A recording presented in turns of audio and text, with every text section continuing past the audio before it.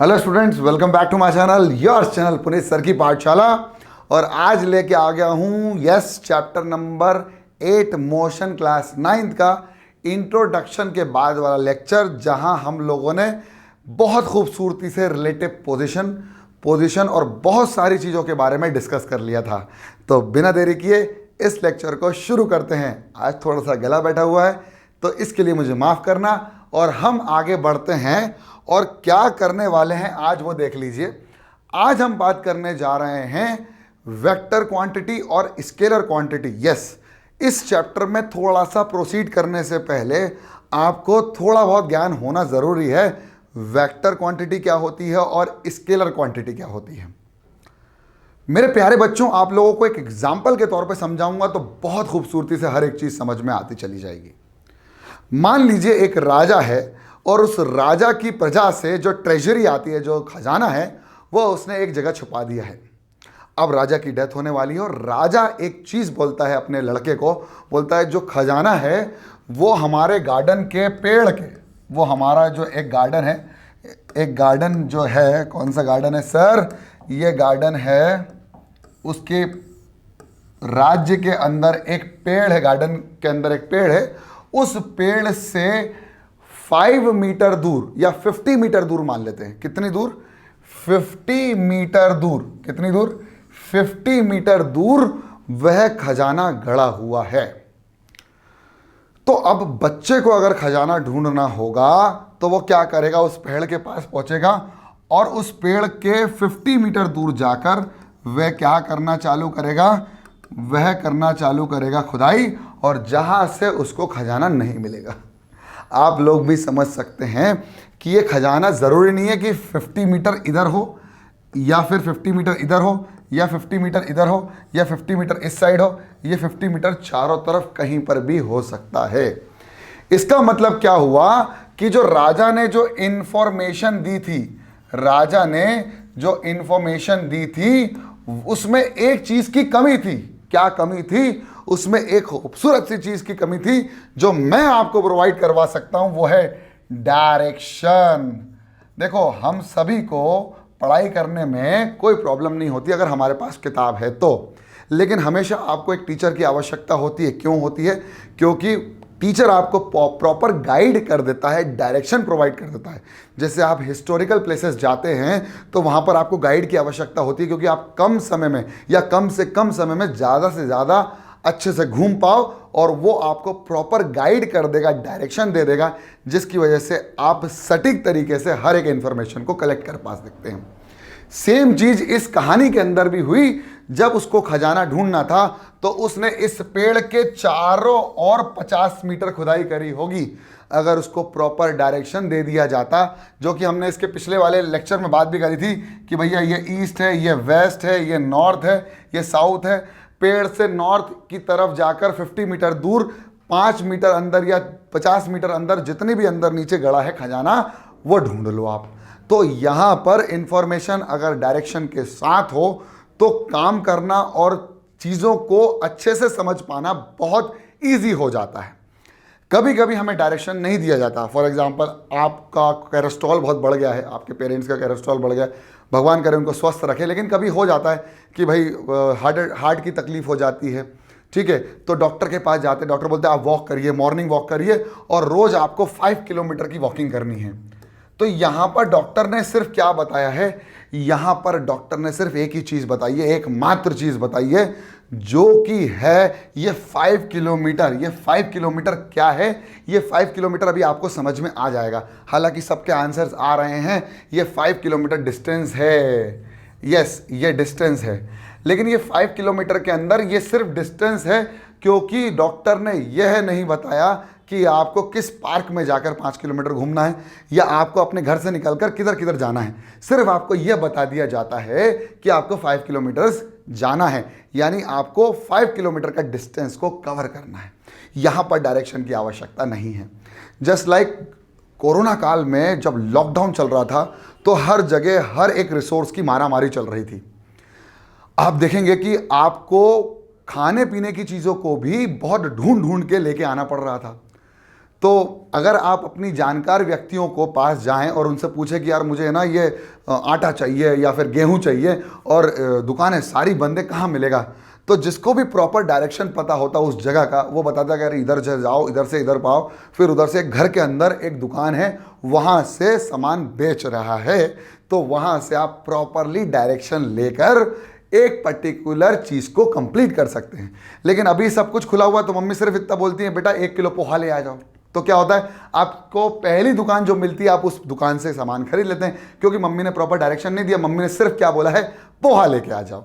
इसका मतलब यह है कि कभी तो हमको डायरेक्शन की आवश्यकता होती है, कभी तो हमको डायरेक्शन की आवश्यकता होती है। यानी कुछ फिजिकल क्वांटिटीज ऐसी हैं जिसका काम बिना डायरेक्शन के नहीं चल सकता, और कुछ ऐसी फिजिकल क्वांटिटीज हैं जिनका काम डायरेक्शन के बिना भी चल सकता है। यानी हमारे पास 2 प्रकार की फिजिकल क्वांटिटीज हैं, जिनका एक तो डायरेक्शन भी होगा और एक बिना डायरेक्शन वाली फिजिकल क्वांटिटीज होंगी। जरा इसको और थोड़े से अच्छे तरीके से समझते हैं। मैं बात कर रहा हूं फिजिकल क्वांटिटीज की, जिसमें मैंने अभी आपसे बात करी कि एक डिस्टेंस, अभी डिस्टेंस को भी बहुत अच्छे से एक्सप्लेन करेंगे, चिंता मत करो। मान लीजिए हमारे पास एक फिजिकल क्वांटिटी है और मैंने कहा कि डिस्टेंस है एक फिजिकल क्वांटिटी। फिजिकल क्वांटिटी क्या है, डिस्टेंस है। अब ये डिस्टेंस हमको कवर करना है, एक जगह से दूसरी जगह ट्रैवल करना है। मोशन में यही तो होता है, जब मोशन एक जगह से दूसरी जगह होता है। What is motion? Motion is nothing but the movement या change in the position of an object from one point to another point with respect to the observer. जब टाइम चलता रहता है तो विद रिस्पेक्ट टू ऑब्जर्वर, तो वो चीज़ move करती है, इसी को तो बोलते हैं मोशन। और ये जब मूव करती है तो ये एक पाथ को फॉलो करती है। क्या करती है? ये एक पर्टिकुलर पाथ को फॉलो करती है। फॉर एग्जाम्पल मुझे ए से बी जाना है, फॉर एग्जाम्पल मुझे ए से बी जाना है, तो क्या होगा, ए से बी ऐसे भी जा सकते हैं, ए से बी ऐसे भी जा सकते हैं, ए से बी ऐसे भी जा सकते हैं, ए से बी ऐसे भी जा सकते हैं। हमारे पास ए से बी जाने के कई रास्ते हैं, लेकिन अब यहां पर यह चीज़ है कि जो रास्ता हमने ये वाला चुना है, फॉर एग्जाम्पल हमने ये वाला रास्ता चुना है, ये रास्ते की ओरिजिनल लेंथ या the length of actual path, the length of actual path, the length of actual path ही तो होता है डिस्टेंस कवर्ड, जो आपने डिस्टेंस कवर किया है। अभी मैं इसको और अच्छे समझाऊंगा अगली स्लाइड में, लेकिन जो मैं बात कर रहा हूं वो कह रहा हूं कि मान लीजिए मुझे ए से बी शॉर्टेस्ट जाना है, तो मुझे स्ट्रेट पाथ में जाना पड़ेगा और इस पर्टिकुलर डायरेक्शन में जाना पड़ेगा, तभी मैं शॉर्टेस्ट पाथ फॉलो कर पाऊंगा ए से बी का। यानी ये जो शॉर्टेस्ट पाथ है इसके पास एक डायरेक्शन भी है, शॉर्टेस्ट पाथ के पास एक डायरेक्शन भी है, शॉर्टेस्ट पाथ के पास एक डायरेक्शन है। उसको इसी डायरेक्शन में अगर थोड़ा सा भी डायरेक्शन इधर हुआ तो वो शॉर्टेस्ट पाथ नहीं होगा। शॉर्टेस्ट पाथ के पास एक पर्टिकुलर डायरेक्शन होता है। यानी जो मैं बात कर रहा हूं, मैं क्या बात कर रहा हूं, मैं बात कर रहा हूं उन फिजिकल क्वांटिटीज की जो 2 प्रकार से विभाजित की गई, 2 प्रकार से डिवाइड करी गई। पहला है वेक्टर क्वांटिटी और दूसरा है scalar quantities. Vector physical quantities और स्केलर फिजिकल क्वांटिटीज। अब इसको समझने के लिए वेक्टर क्वांटिटी क्या होती है, फॉर एग्जांपल अगर मैं बात करूं कोई भी फिजिकल क्वांटिटी, फॉर एग्जांपल वो क्या है, वो है क्यू। कोई भी फिजिकल क्वांटिटी वो क्या है, क्यू।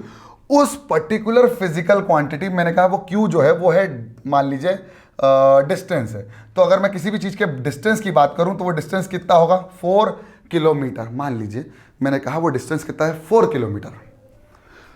इस क्वांटिटी के अंदर 2 चीजें आती हैं, इस क्वांटिटी के अंदर 2 चीजें आती हैं। पहली चीज ये जो 4, यानी इसको हम बोलते हैं न्यूमेरिकल वैल्यू। क्या बोलते हैं? Numerical value. और दूसरी चीज जो है उसको हम बोलते हैं यूनिट। यानी किसी भी फिजिकल क्वांटिटी की बात करें तो वो 2 चीजों से, मिनिमम 2 चीजों से मिलकर बनेगी। एक तो उसकी कोई ना कोई न्यूमेरिकल वैल्यू होगी, और या तो फिर उसकी और उसके पास, यानी और तो उसके पास एक यूनिट भी होगी। जस्ट लाइक अगर मैं बोलूं कि आपसे मैं बोलूं कि 5 kg आलू लेके आना है, तो आपको सबसे पहले एक चीज अंडरस्टैंड कर जाओगे कि ये जो केजी है, ये बात कर रहा है उसके मास की, उसके वजन की, जो भी है।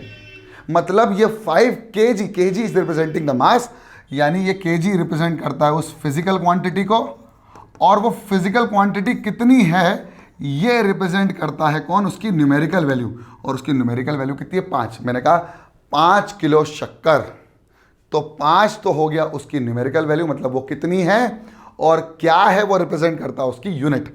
यानी किसी भी फिजिकल क्वांटिटी की बात करें उसके पास एक होगा n और एक होगा u। समझ में आया क्या? जब इनके बारे में थोड़ा सा और जानने लग गए तो n और u के साथ एक और चीज़ आ जाती है। मान लीजिए एक और चीज़ आ गई, क्या हो गया, डायरेक्शन। क्या हो गया, डायरेक्शन। मान लीजिए n और u के साथ एक डायरेक्शन भी आ गया। डायरेक्शन मतलब जो मैंने अभी आपको बताया कि प्रॉपर डायरेक्शन होगा, अगर मुझे ए से बी शॉर्टेस्ट पाथ को कवर करना है तो डायरेक्शन के साथ जाएंगे। अगर वो डायरेक्शन भी आ जाता है तो फिर यहां पर दो क्वांटिटीज में हमने इसको कैटेगराइज कर दिया है। तो सबसे पहले तो न्यूमेरिकल वैल्यू है और यूनिट है। तो न्यूमेरिकल वैल्यू का मतलब होता है, न्यूमेरिकल वैल्यू का मतलब होता है मैग्नीट्यूड। क्या होता है, मैग्नीट्यूड। न्यूमेरिकल वैल्यू का मतलब होता है मैग्नीट्यूड। यूनिट तो आपको समझ में आ गया है कि unit is representing the physical quantity which we are talking about.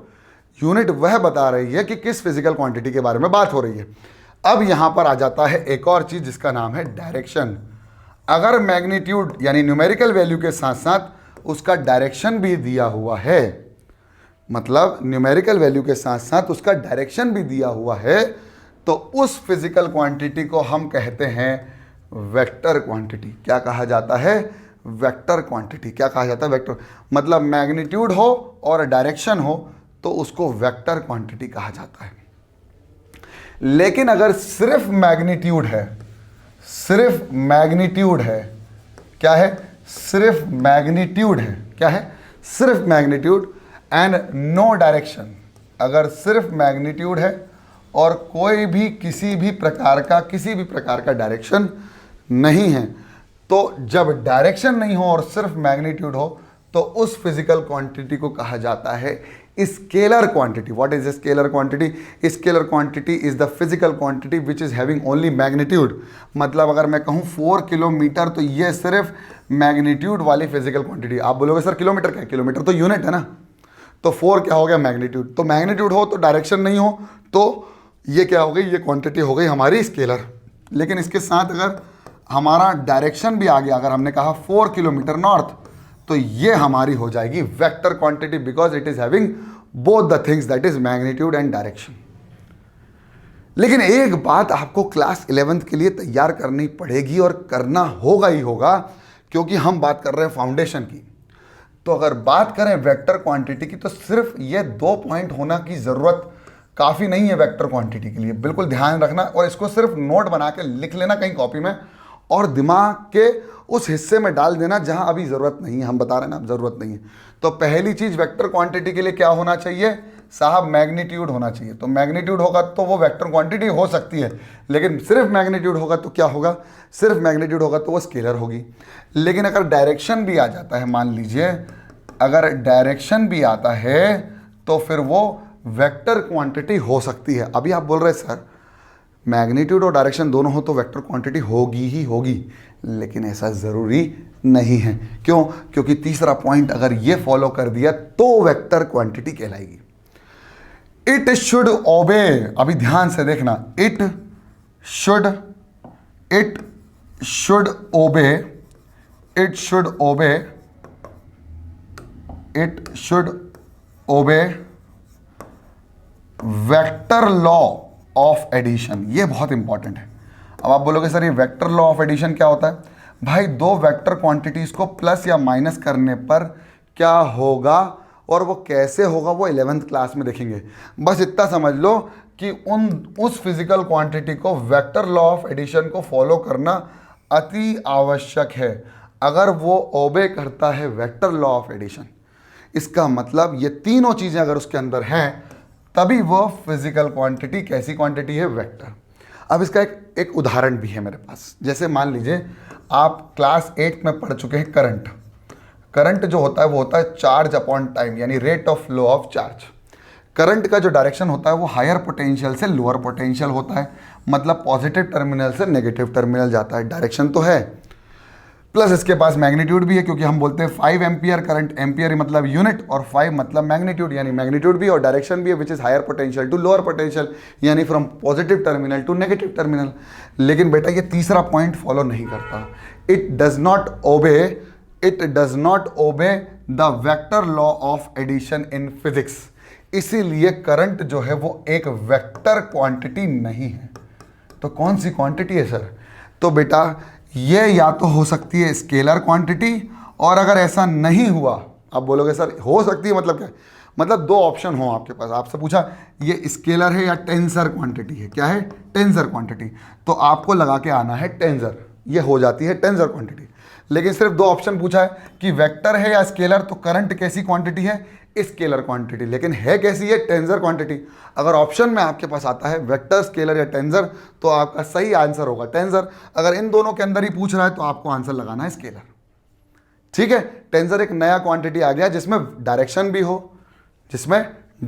भी हो, मैग्नीट्यूड भी हो, लेकिन इस तीसरे पॉइंट को फॉलो नहीं करें तो वो ना वेक्टर कहलाती है ना स्केलर कहलाती है, वो क्या कहलाती है? टेंसर। लेकिन अगर ऑप्शन सिर्फ इन दोनों में से चूज करने का है तो हम क्या करेंगे? स्केलर वेक्टर तो कतई नहीं है। क्लियर हो गया? बहुत अच्छे से समझ में आ गया कि what is vector, vector quantities क्यों इंपॉर्टेंट है, डायरेक्शन क्यों इंपॉर्टेंट है, ये आपको मैंने अपने पहले वाले एग्जाम्पल खजाना ढूंढो आंदोलन में समझा दिया बहुत खूबसूरती से। अब हमारे पास नेक्स्ट जो टॉपिक है वो है डिस्टेंस और डिस्प्लेसमेंट का। तो थोड़ी सी मार्कर की मोटी इंक करके मैं आपको बहुत अच्छे से समझाता हूँ कि डिस्टेंस और डिस्प्लेसमेंट क्या है। मान लीजिए आपके पास एक पॉइंट है ए और एक पॉइंट है बी, और इस ए और बी के से मैंने जो इसके पहले वाला एग्जाम्पल, अब आपको मूव करना है, we need to just change the position, from A to B. मान लीजिए आपको चेंज करना है अपनी position from A to B, change the position only. तो आपसे बोला गया भाई जाओ, तो ये गए और यहाँ से ऐसे चले गए, फिर आपसे बोला ऐसे जाओ, ऐसे चले जाओ, आपने कहा ऐसे चले जाएंगे, हम ऐसे सर्कुलर मोशन में भी सेमी सर्कल चले जाएंगे। जैसे एक शरारती बच्चे को जब टीचर से पूछता है sir may I go to washroom, तो शरारती बच्चा पूरे स्कूल का राउंड लेने के बाद वॉशरूम होके फिर स्कूल के क्लास के अंतर्गत आता है। लेकिन एक सिंपल सीधा भाषा सीधे टॉयलेट जाता है, वॉशरूम से वापस आ जाता है। सेम यहाँ पर ये शरारती बच्चे हैं और एक बिल्कुल सीधा साधा बच्चा जो सीधा जाता है और सीधा वापस आ जाता है। यहाँ पर जो है ये डिस्टेंस और डिस्प्लेसमेंट वाली कहानी आ जाती है। अगर कोई ऑब्जेक्ट मूव करता है या अपनी पोजीशन को चेंज करता है with respect to observer as the time is passing on, तो ये जो लेंथ है किसकी? Length of actual path covered, क्या है? Length of actual path covered by the object. किसी भी ऑब्जेक्ट के द्वारा उस पाथ की लेंथ, जो एक्चुअल पाथ उसने फॉलो किया उसकी लेंथ अगर निकाल लो, क्या निकाल लो? लेंथ, तो वो होता है डिस्टेंस। और अगर मैं बात करूं डिस्प्लेसमेंट की, तो जब वो स्टार्ट किया था और जब वो अपने मोशन को कंप्लीट किया, उसके बाद जो उसकी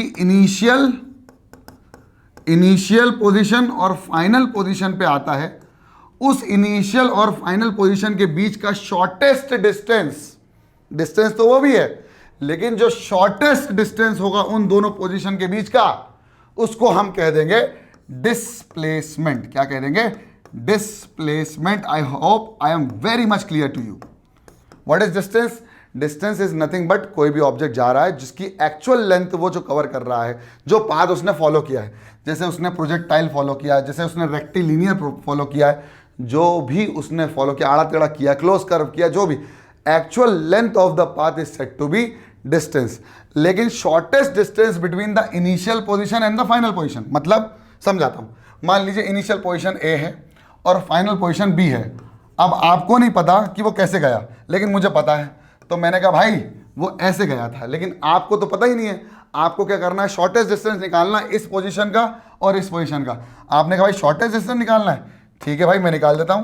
तो शॉर्टेस्ट डिस्टेंस जो होगा वो क्या होगा? ये, यानी जो शॉर्टेस्ट डिस्टेंस होगा वो होगा ए से बी को डायरेक्ट जोड़ देना, और इसी को बोलेंगे हम डिस्प्लेसमेंट, और बाकी जो एक्चुअल पाथ है जो उसने फॉलो किया वो भी डिस्टेंस है। अब मान लीजिए उसने यही फॉलो किया, मान लो उसने ऐसे भी सीधा सीधा रास्ता डिस्प्लेसमेंट ही कवर किया, तो ये डिस्प्लेसमेंट फिर डिस्टेंस के बराबर हो जाएगा।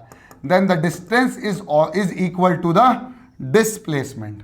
अदरवाइज डिस्टेंस हमेशा कैसा होगा, ज्यादा होगा। डिस्टेंस कैसी क्वांटिटी निकली sir? Distance is a scalar quantity. Displacement कैसी क्वांटिटी हो गई? Displacement is a vector quantity. क्यों? इसके पास डायरेक्शन है और ये वेक्टर लॉ ऑफ एडिशन को भी फॉलो करता है। डिस्टेंस क्या है? स्केलर क्वांटिटी जिसके पास कोई भी प्रकार का डायरेक्शन नहीं है, सिर्फ मैग्नीट्यूड। अगर देखा जाए तो 5 किलोमीटर ये सिर्फ डिस्टेंस है, और अगर मैं कहूँ 5 किलोमीटर साथ में नॉर्थ जोड़ दूं तो आपके पास डायरेक्शन के साथ ये भी आ गया कि आपको कैसे जाना है। नॉर्थ के डायरेक्शन में जाना है, सीधा सीधा जाना है, और आपको नॉर्थ डायरेक्शन मिल गया है। इसका मतलब displacement is a vector quantity. Displacement is a vector quantity, distance is a scalar quantity. Is it clear to all of you my dear? अब इसके बाद इससे रिलेटेड हम बहुत सारी फिजिकल टर्म्स पढ़ेंगे, जैसे स्पीड हुआ, जैसे वेलोसिटी हुआ, जैसे एक्सेलरेशन हुआ, जैसे टाइम के साथ इसका क्या रिलेशन है, फिर डिस्टेंस टाइम ग्राफ पढ़ेंगे, फिर इक्वेशन ऑफ मोशन पढ़ेंगे। इसमें बहुत सारी चीज़ें हैं, तो बने रहो इन लेक्चर्स के साथ। मैं लेक्चर लेके आता रहूँगा जैसे जैसे मुझे समय मिलेगा। आई होप आपको लेक्चर समझ में आए। लेक्चर समझ में आया तो पसंद आया तो लाइक कर दो, चैनल में नहीं हो तो सब्सक्राइब कर दो, वो लाल वाला बटन है उसको दबा दो, और शेयर कर दो अगर अच्छा लगता है तो। तब तक के लिए पढ़ते रहो, बढ़ते रहो, देखते रहो पुनीत सर की पाठशाला। जय हिंद टू ऑल ऑफ यू।